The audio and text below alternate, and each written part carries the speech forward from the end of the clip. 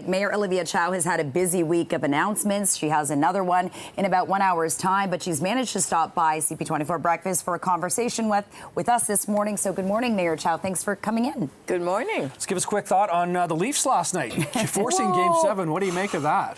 Finally. Oh, my God. Guess what we're doing Saturday night? Yeah, exactly. I tried to put a bet to the mayor. I was wondering about that. No dice? Not the first round. Not the first round? We'll see. If we survive, then, you know. Okay, yeah. We won the one with Montreal, with the Women's Hockey League. That's right. Okay. Okay, so hopefully the men will follow suit. We'll see what happens there. Okay, and keeping with sports, let's talk about this. The federal funding for the FIFA World Cup hosting, that is being unveiled in about an hour's time. What are you expecting to come out of that? Because, you know, the province has said we're going to chip in this much as long as the feds do. Do you think that's going to be promising news coming out of the feds this morning? I think so.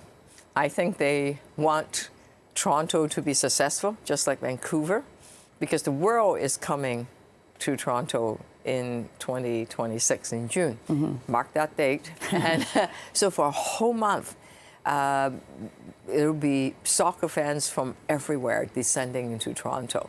And it's a unique opportunity for young people to learn the game, become coaches or referees, get engaged, get the whole city excited. You may remember when there's World Cup, we're not even hosting it. Thousands of people pour out on the streets, right? Whether it's in Clare or college, and there's just spontaneous celebration. So this town loves soccer. And Mayor Chow, I've got to ask how important this kind of funding is, because we've seen an example in Vancouver, how the costs there, we know they've doubled, and the feds have come to the table for Vancouver. Toronto, we already know the cost have gone up with the additional game, et cetera. But just how essential is this? Because the province had said they weren't going to come to the table really unless the feds came in. So this must be hugely important and consequential to the city and taxpayers. Yes, it is. Also, the key thing is the security cost, which we cannot control. And it really, because it's an international event, that it needs to be the federal government that support the security costs. And I hope that's what they would do. And I hope they come in with about a third of the funding and with the security costs covered. That would be really good. Yeah. We'll find out in about an hour. Yeah. Okay. You got a busy morning. Yeah. Yeah. Okay. And hopefully, you know, the traffic situation in and around the city will improve by 2026 and we'll see less construction. You're really optimistic. Meantime, Mayor Chow, yesterday we saw an encampment set up at King's College Circle at the downtown U of T campus. It's still there this morning. Are you and the police talking about any action, to stop this? I know the police have said that they're not going to move in as long as things are remaining peaceful. Yet, you know, I think there's been a report out that some of these people occupying this space are not students at U of T. Well, under the Charter rights, people have the right to assemble, to express themselves, as long, in my books, that it's done, as you said, peacefully, lawfully, respectfully, no hate, right? That's key. Having said that, because that's not public land, so the City of Toronto have no control over it. It belongs to the University of Toronto. So it's really up to the university administration to decide what they want to do, and then they would give the instruction to the police, whether they want to charge people with trespassing or they allow them to stay. We don't have say, but if they're in Nathan Phillips Square, that's a different story. Okay. All right. Let's talk about this. Earlier this week, we had the opposition leader, federal opposition leader, Pierre Poilievre, joining us. He wrote a letter to you and to Toronto Public Health and Toronto City Council about his concerns over the decriminalization of hard drugs in the city. He pointed very much, we're going to talk about Vancouver again, I suppose, about the examples there and how the BC government has kind of backed away from the decriminalization side of things. First of all, your response to Pierre Poilievre, and what does what he's pointing out about the program in Vancouver raise any concerns to you about potentially this happening in Toronto? There's a lot to learn about what's happening in British Columbia.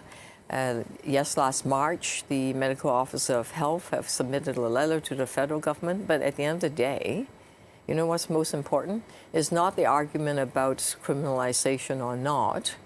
It really is about drug treatment programs. There's long wait lists, and we have to adopt a housing first approach.